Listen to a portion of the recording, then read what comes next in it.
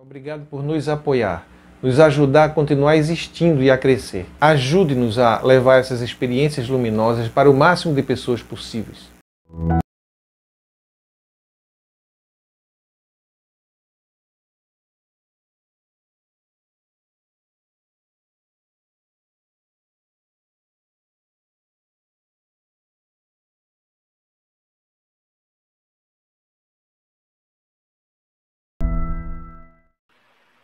Aí que eu entro no lance, perdão, extremamente polêmico, porque você não pode impor ao outro o perdão,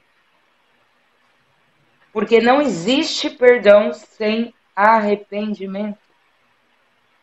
Eu preciso ser consciente do que eu fiz, me arrepender profundamente do que eu fiz, para então ser perdoado. Isso está claro nas EQMs, isso está claro até que nesse julgamento que é feito, aí, do outro lado, quando a gente vai e vê essa coisa, existem médiuns que explicam isso, que essas pessoas precisam passar e sentir o que elas fizeram. Existem relatos de espíritos que eu acho que é verdade, que falam que eles tem um canal espanhol que se chama Consciência 10. Gente, esse canal é incrível, de relatos de espíritos.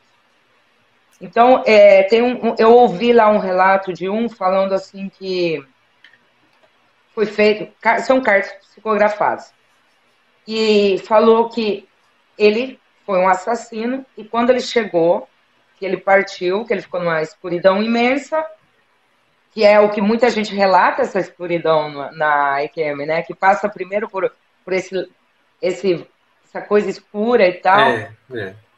E diz que a todo momento, ele ficou não sei quantos anos, a todo momento, vendo a face do cara que ele assassinou. Uhum. E diz que aquilo para ele era assim extremamente doloroso. A dor dele, o julgamento, a dor dele, o que ele teve que pagar foi exatamente isso, ele não conseguia suportar ver a cara da pessoa que ele matou. Aquilo para ele foi, ele passou não sei quantos anos, assim, acho que 30 anos, talvez, de terra aqui, ou não sei quantos anos dessa forma, e agora ele estava melhor e tal, mas que ele viveu isso e foi horroroso. Então eu digo, existe sim um arrependimento para ser perdoado. Então, mas quem faz isso? Deus. Ok, Deus criou a gente. Ele é o Paulo da risada. Agora eu achei engraçado. Agora eu achei engraçado. Achei engraçado isso. É Deus que faz isso, né? A gente pode até não, Deus que cria um pouco. tudo, né? Então tá. Aí a pessoa tem que ser. Nem Deus, vai vendo? Que é bom, que é perfeito, que é maravilhoso, te perdoa assim por nada. Você precisa ter consciência do que você fez e se arrepender do que você fez. Por isso que eu fico pé da vida quando vem um doido falar para mim que, quando eu conto o que aconteceu na minha vida, e nego quer exigir, pelo fato de eu contar, se perdoa porque Jesus morreu por você, porque isso aqui. Tá, mas não me compare com Jesus. Como é que você vai me comparar? Como é que você quer que eu perdoe uma pessoa que nunca se arrependeu, acha que está corretíssima, e nunca vai me pedir perdão, nunca vai se arrepender do que fez? Então, eu simplesmente me libero, porque eu entendo como a pessoa é, eu entendo que o espírito delas é daquela forma. Isso para mim já é uma liberação. Isso já é. Agora, não tente calar a boca de uma pessoa que sofreu, dela contar o que ela passou. Porque o fato dela falar não quer dizer que ela não perdoa, você não sabe. Só que aí é que tá. As pessoas ficam, não, perdoa, você tem que perdoar, você tem que perdoar. Não, eu estou contando o que aconteceu. Não, mas você tem que perdoar para libertar. Mas peraí, Quando eu paro para analisar, eu falo, mas peraí, nem Deus que é Deus, deixa o fulano de boa assim. Ele precisa entender o que ele fez, sentir o que ele fez e se arrepender. Eu não acredito que existe perdão sem arrependimento.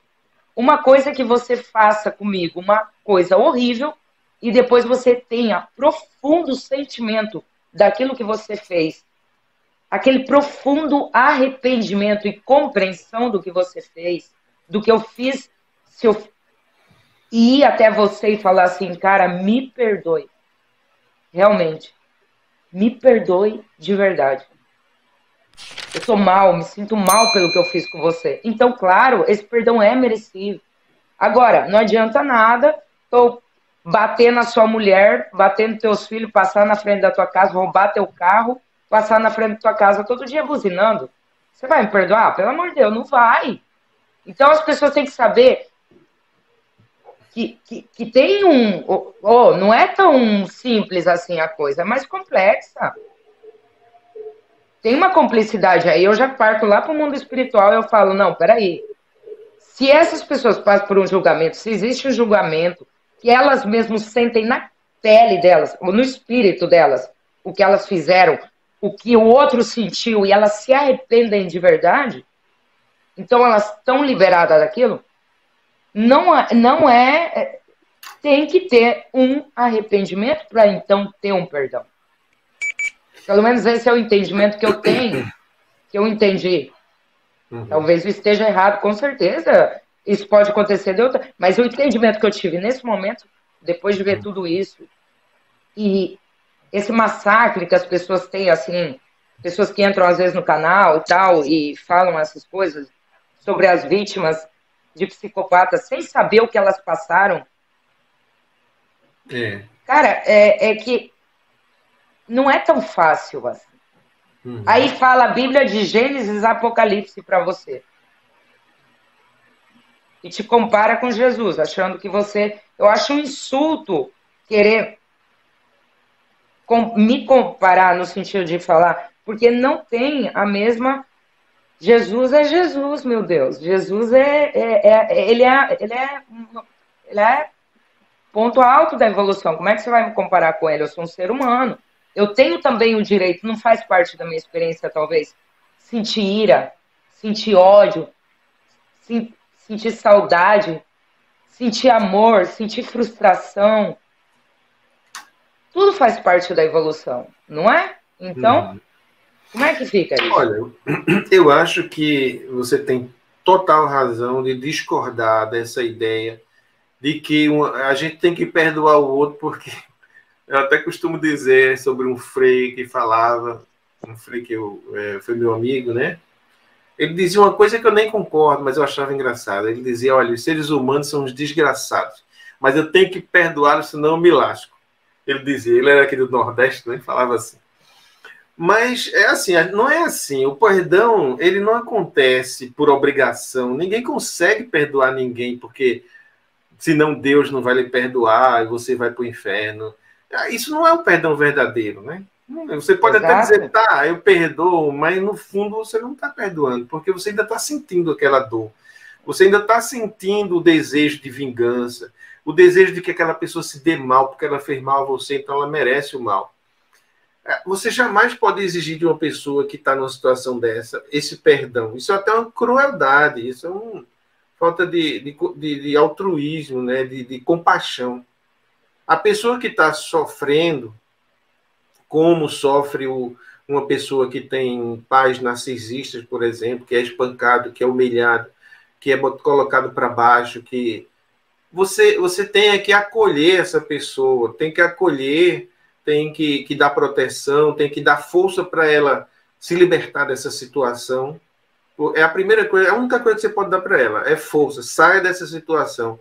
E como você costuma dizer no canal e outras pessoas, aperta aquele botão do F, né? E saia dessa situação. Porque é a primeira coisa que você tem que fazer. E a pessoa, quando sai, ainda sai com sentimento de dor. É como se você desse um beliscão na pessoa.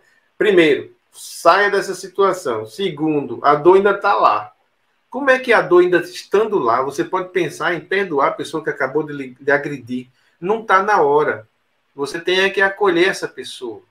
E se ela disser que está com raiva, você aceita ela a si mesmo. Se ela disser que está revoltada, com ódio, tudo bem, abrace ela.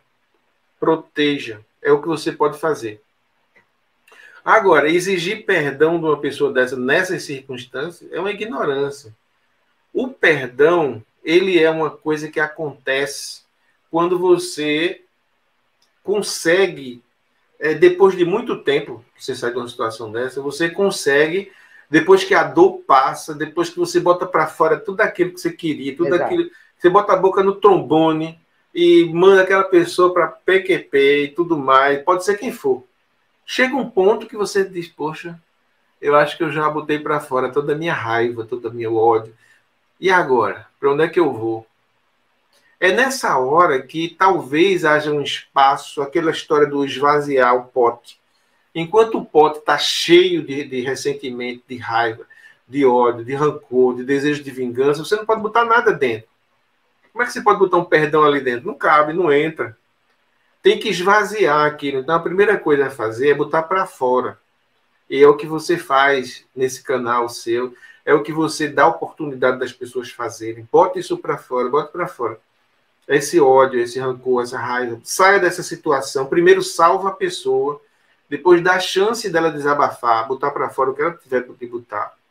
Depois, com esse espaço vazio, você pode ajudar ela a encontrar outro sentido para a vida. E aí, exato, pode ser, não é?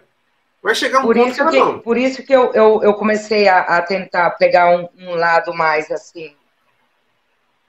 Porque eu comecei a me apaixonar por esse assunto de falar assim, cara, não, realmente. Eu acho que essa é o grande fio de esperança, né? É a preocupação que eu tenho de como fazer, como dar o melhor de mim. Para que serviu essa experiência? Para que nos serve essa experiência que tem que ter? Eu estou segura de que tem que ter uma razão para isso, né? E então, não só, eu falo em nome de todas as pessoas que passaram por isso, tem que ter uma razão. E o que você vai fazer disso? Uhum. O que você vai fazer disso? Você vai pegar esse limão para fazer essa limonada? Vamos fazer essa limonada. Entende? Então, assim, a minha preocupação agora é como dar esperança para essas pessoas, porque eu também comecei a ver que essa minha inquietação para saber o sentido da vida, a importância de estar aqui, a responsabilidade que nós temos de estar aqui, para eu poder evoluir, para eu poder chegar lá bem do outro lado, para mim virou uma coisa assim, uma prioridade. É por isso que eu te chamei aqui. É por isso que eu falei assim, não, eu preciso falar com uma pessoa, porque, querendo ou não, essas pessoas têm que se questionar muita coisa da vida. Por mais que eu tenha essa visão, que para mim, é uma visão realista, eu não posso fechar os olhos para o que está acontecendo no mundo. Só que também eu quero ver como lidar com isso, qual é a melhor forma de lidar com isso. Foi incrível o que você falou a respeito de que essa dualidade é algo daqui mesmo, que tem me fez isso foi assim libertador, porque eu falei, cara, talvez isso é verdade. Isso deslocou alguma coisa, né? Então eu analiso tudo e tem sentido. Fala, Paulo. Desculpa. Eu é que me atravessei, eu disse assim, isso deslocou alguma coisa na sua compreensão da existência, né? Sim. Sim, eu espero que as pessoas também tenham que ter uma esperança do que eu vou fazer. Não é só ficar se preocupando com o que aconteceu na nossa infância, no nosso passado. É ver o que eu posso fazer como ser humano, por mais que eu carregue essa dor. Isso agora eu deixo, eu coloco, eu assumo, eu procuro melhorar, mas e aí? Por exemplo, o intuito do meu canal é fazer esse processo, passar por esse processo, que as pessoas acompanhem esse processo. E acompanhar, porque é muito fácil você estar mal e logo aparecer quando você está totalmente curada e bem, entendendo completamente do assunto. Mas e aí? Eu quis que as pessoas vejam, acompanhassem a minha libertação, a minha evolução no sentido desse assunto. Então, eu já fiz vídeo chorando, que deu gatilhos, assim, a beça terrível, de não aguentar, daquilo ser uma faca no meu peito. Fiz vídeo brava, fiz vídeo mais de boa, quando eu já comecei a pegar umas coisas assim, tal. Mas essa é a realidade. Nós não somos sempre igual. Nós não somos sempre calminho. Nós não somos sempre paz e amor. Não, o ser humano não é assim. Não. Né? Uhum. Então, esse processo é mega importante. Eu acho que eu quis trazer você, até mesmo para as pessoas se questionarem qual é a importância real de estar aqui. Qual é a importância, o que eu tenho que pensar, o que eu tenho que colocar de prioridade na minha mente para eu sofrer menos. Como que eu tenho que fazer isso? Isso é mega importante. Uhum. Olha, eu acho assim, a vida é um processo. Se você encontra uma pessoa, como a gente estava dizendo, numa situação dessa, que essas pessoas que você lida, né, vítimas do narcisismo, você tem que saber como você vai ajudar ela. Primeira coisa a fazer é tirar ela daquela situação, de junto daquele agressor. Depois, acolher essa pessoa e deixar ela botar para fora tudo que ela quiser, do jeito que ela quiser. Nada de falar em perdão numa hora dessa. Quando ela estiver esvaziada do seu rancor, aliviada da sua dor, ela tem que encontrar agora o que fazer. Não vai passar o resto da vida agora reclamando também. Exato. E nesse estado, né? Você tem que sair desse estado, porque isso é um estado vibracional que não lhe ajuda a ser feliz. Não, porque aquela pessoa... Você fica agarrado naquilo que é o que eu tento passar para as pessoas que eu converso. Desabafa, fala, joga, vomita tudo que você tiver para vomitar. Uhum. Passa pelo momento de não aceitação, porque eu fui observando cada estágio que eu fui passando. Foi incrível, Paulo. Hoje eu consigo ver, né? Então, quando alguma menina fala alguma coisa para mim, eu falo, cara, eu já tive aí, eu entendo. Uhum. Já sei aonde você tá. E de Exato. repente uma tá no primeiro, a outra tá no quinto e tal, e não sei o quê. Não podemos esquecer das sequelas psicológicas que pessoas que passaram por isso, e isso é científico. Vamos, isso não desaparece assim. São sequelas psicológicas. Não é só o lado da pessoa. Não, é que tem coisa brava aí, tá? Mas a minha busca por esse lado espiritual me levou a questionar muitas coisas e me apegar nessa esperança de que tá, tudo bem, eu entendo, o mundo não tá virado no giraia, né? Isso aqui não tem jeito. Só que, e aí? O que a Dani vai fazer como ser humano? Aí é que tá. O que o Paulo vai fazer como ser humano? O que você vai fazer como ser humano? Não é? Chega num ponto que a pessoa fica naquele ciclo de se agarrar ao passado. Quer dizer, ela saiu da situação de agressão, mas a situação não saiu dela ainda, entendeu? Ela ainda está lá, presa mentalmente naquelas cenas, naquelas situações. E por isso que ela não consegue perdoar. Ela está presa. E você é quem pode chegar num ponto de dizer, eu tenho que deixar aquilo para trás, aquilo passou. Eu tenho que agora me voltar para frente. Eu não posso ficar olhando só para trás. Eu tenho que agora olhar para frente, o que é que eu estou vendo. Chega um ponto que isso acontece. E se não chega logo, o teu mentor grita no teu ouvido, até quando você vai ficar sofrendo? Lembra daquela pergunta? Não, aquilo foi... E o negócio de falar também, né? Foram as duas coisas que eu ouvi. Foi até quando você vai ficar sofrendo. Até quando você vai prolongar teu sofrimento. Essa foi a primeira. Poucos dias depois foi fala. você precisa falar. Exatamente. Fala, então, você precisa eu falar. percebi que quando eu fui falando, eu fui assumindo a minha verdade. Eu não posso apagar a minha história. Você pode apagar a sua, Paulo? Não pode. Graças a Deus, não. Então, Eu preciso agora, só que aí, o que eu faço com isso? Aceitei que ele não podia ter sido um pai. Vou colocar o comentário do Felipe. Se quiser ir colocando os comentários, eu vou colocar aqui. Deixa eu ver um aqui, do Felipe também. Felipe colocou aqui, eu não consigo ver agora. Felipe, tia Dani tá ceguinha e eu tô fazendo pelo celular, eu não tô vendo aqui. Se quiser, eu leio para vocês, Dani. Vai ler, Paulo, que eu tô sem óculos também. Porque eu também sou cego, mas eu tô de óculos. Só perdoei, Felipe disse. Felipe Jesus, olha que nome sugestivo. Só perdoei quando entendi a história dele e aceitei que ele não podia ter sido o pai que eu precisava. Olha aí, Felipe chegou naquele ponto de, depois da dor, depois do desabafo, depois da fuga, depois de estar num lugar seguro, ele conseguiu olhar para trás e olhar para o pai dele e entender a história do pai dele. Aí sim, ele consegue perdoar, porque ele já saiu dele mesmo. Ele estava centrado nele enquanto a dor estava ali, porque eu vou te contar, não existe nada mais para fazer você se centrar em você mesmo do que uma dor.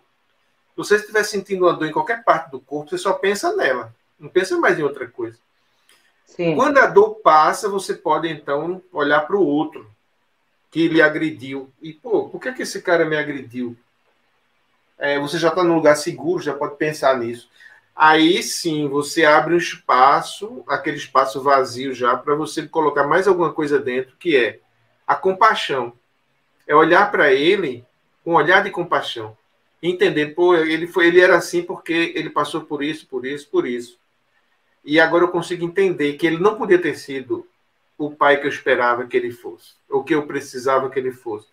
Aí já é um estágio avançadíssimo que pode levar décadas, como disse Felipe, 20 anos. Sim, não, e com certeza. Uhum. É assim, eu conversando com a minha irmã, a gente se deu conta disso também. Ontem mesmo a gente fez esse mesmo comentário, né? Dizendo, a gente conversou ontem, falei da live e tal, aí eu falei, a gente estava falando como que você vai pedir para uma pessoa, para um ser que é psicopata, ele nasce sem esse poder de ser. Não tem como, não tem dentro. Não tem. E isso é real. Por mais que tenha gente que tente ignorar que isso existe. É um transtorno. Então, e hoje eu entendo que essas pessoas, esse é o que você falou, Paulo. O mal também é necessário para ter essa dualidade. Uhum. Olha, então, deixa eu te dar um exemplo, assim, uma metáfora. Fala. Ainda dentro aí do nosso amigo Jesus. Jesus do comentário, não o Jesus transcendente, né? Jesus do comentário. Se você vê um cachorro, aquele pitbull atacando uma criança, a primeira coisa que você tem que fazer é tirar a criança daquela situação. Se necessário, agredir o cachorro. Machucar o cachorro com uma barra de ferro para tirar a criança de junto da briga, né? Você afastou a criança, aí você cuida primeiro da criança, prende o cachorro, deixa ele lá dentro num lugar preso. Você vai ajudar primeiro a criança, vamos cuidar aqui das feridas, vamos acalmar a criança. Quando a criança estiver calminha, você vai ver o cachorro. E aí, o que aconteceu com o cachorro, né? Eu dei uma cacetada no bichinho, ele está ali sangrando. Aí você vai, mas você não bota a mãozinha para ele morder, não. Você vai dar uma anestesia nele para poder tratar dele, que ele é violento, mas você trata. Você cuida das feridinhas do cachorro. Depois, o que você faz? Chama a criancinha, se for possível ainda, né, depois de um estágio avançado, diz aí, ó, vamos ver o cachorro que lhe agrediu. Foi esse aqui, ó.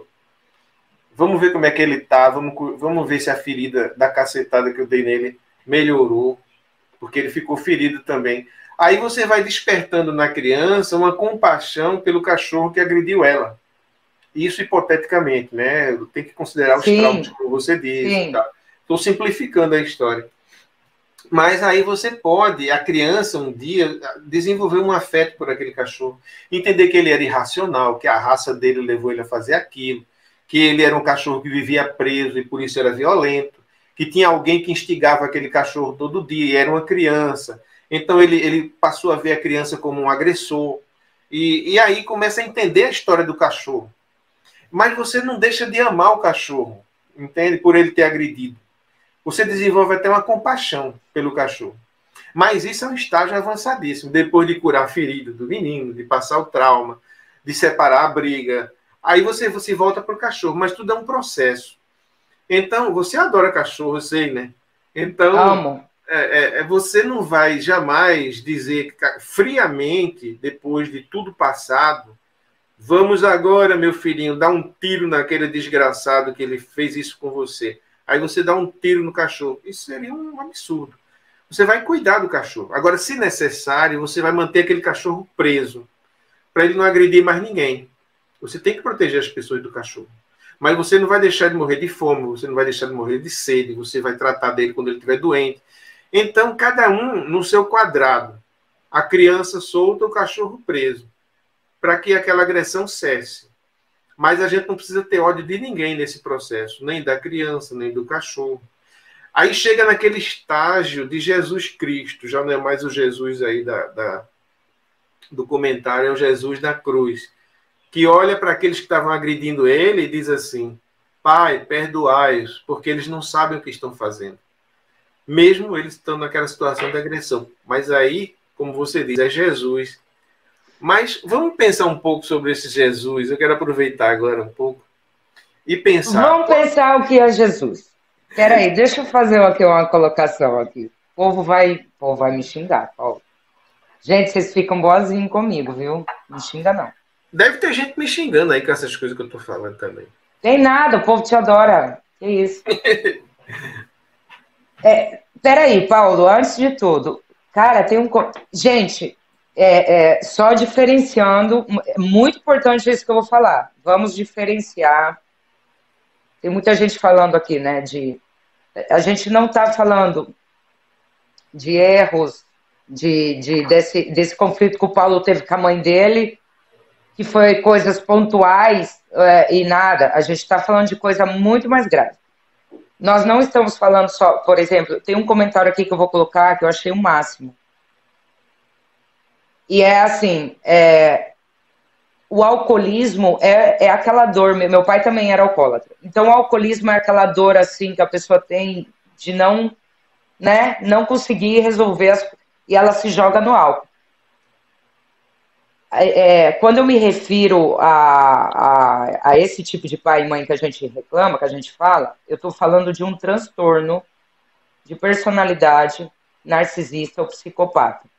Essas pessoas nascem sem sentimento de afetividade nenhum, zero, são incapazes de amar, fazem o mal por prazer. Isso já é demonstrado, isso já existem milhares de pesquisas sobre em tudo quanto é lugar sobre isso, já é comprovado isso. Então, assim, quando eu falo disso, do que a gente tá falando, não é porque a mamãe deixou ir no show do Leonardo, eu amo o Leonardo, o cantor Leonardo, por isso que eu falei.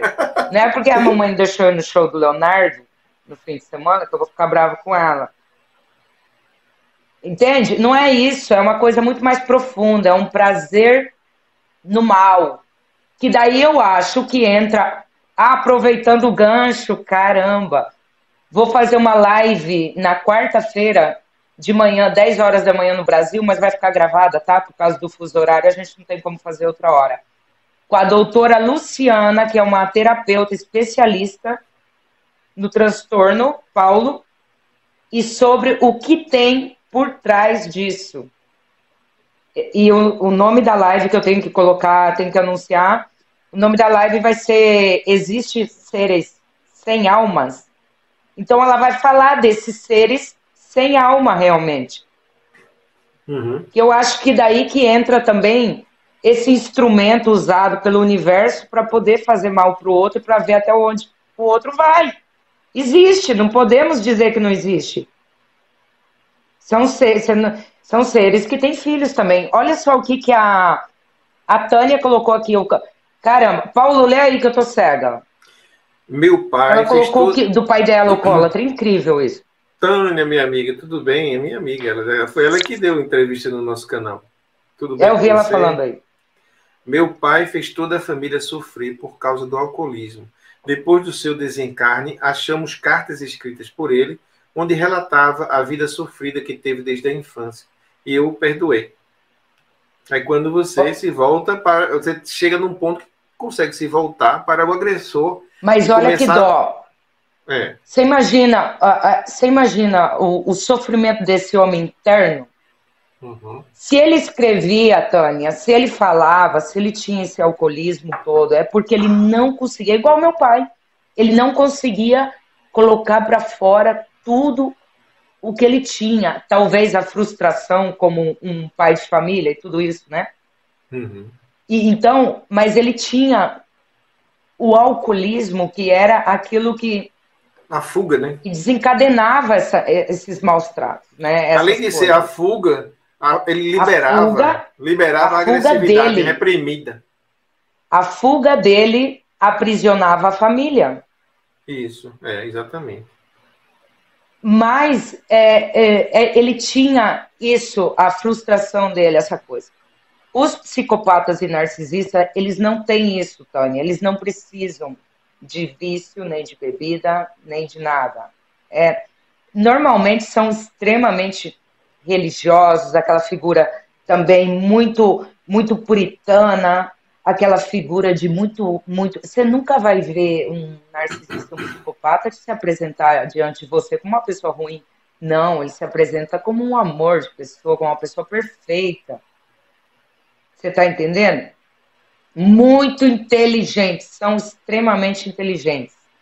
Então, o seu pai, ele teve essa, que nem o Paulo falou, essa fuga que acabou aprisionando a família dele e depois vocês descobriram. Mas imagina você, eu imagino a dor dela, né? E da família quando leram aquelas coisas do pai, né? Que sofrimento. Uhum. Ele já desencarnado, né? Mas ele deixou, ele teve como explicar, mesmo estando no plano espiritual, foi a explicação que ele deu para vocês. Que coisa mais linda essa história, no sentido assim, que teve uma explicação, você pôde entender os demônios internos que ele tinha, né? Sem embargo, os psicopatas e os narcisistas, eles não têm esse sentimento de arrependimento, mesmo porque eles pensam que eles são completamente perfeitos. E eles têm prazer no sofrimento. O teu pai bebia porque ele sabia que ele fazia as coisas que vocês sofriam, ele não conseguia lidar com aquilo, e o cara bebia mais, mas ele escrevia, ele colocava para fora de alguma forma o que ele estava fazendo, como ele estava fazendo, o que ele via que ele estava fazendo de errado. Psicopata e narcisista não tem isso, não. De jeito nenhum. Tá bom? Essa é a diferença.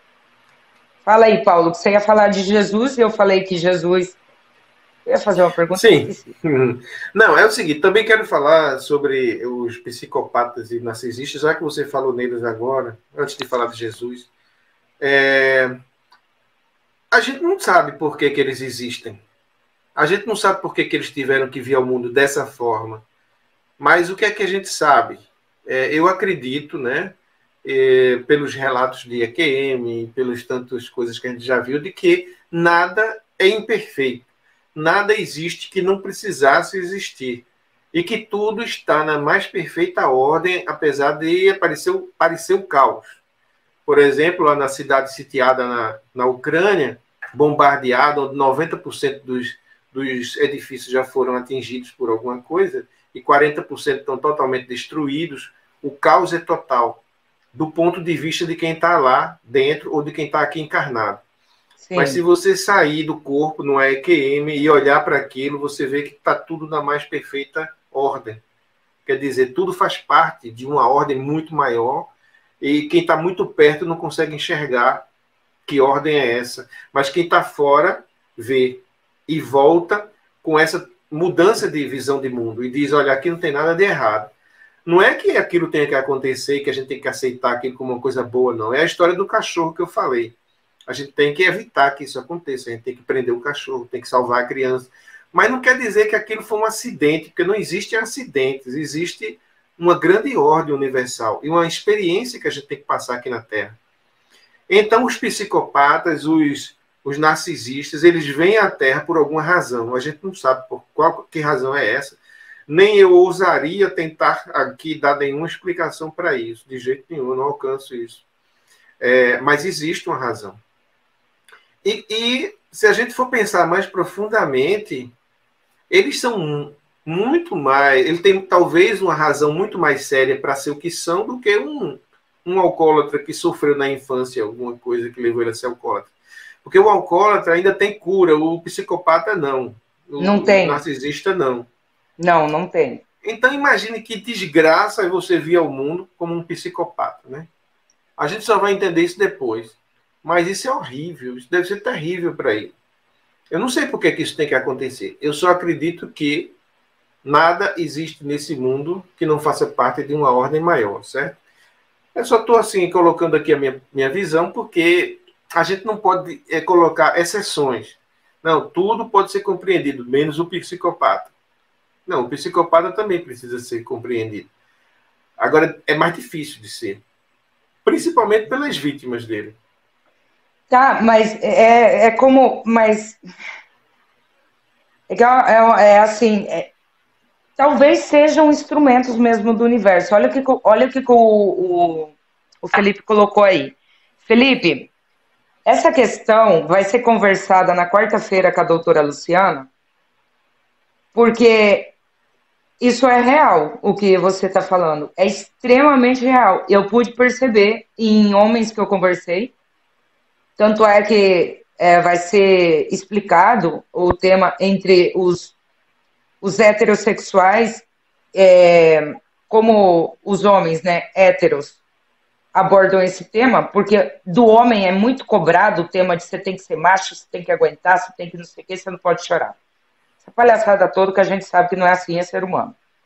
E o homossexual, né, ele é mais sensível, ele tem mais, ele fala mais. Então, eu acredito que para os homens héteros, o nível de sofrimento é muito alto nesse sentido. Porque eu conversei com uma pessoa maravilhosa, um cara que já tem 40 e poucos anos, e realmente você vê que é barra. O cara tem coisa que ele não abre, não. E você vê a dor que carrega dentro, mas é aquela cobrança da sociedade, você tem que ser macho, você não pode sofrer, você não pode chorar. Isso aí é complicado. A live vai ficar gravada se você quiser se ver no outro dia. Mas eu quero fazer essa pergunta para a doutora Luciana. Vamos ver se eu consigo lembrar dessa pergunta sua. Que não foi uma pergunta, foi um comentário, mas eu venho dando volta nesse assunto faz tempo. Fala, Paulo. Anota para não esquecer, né? Olha, eu ia falar sobre Jesus.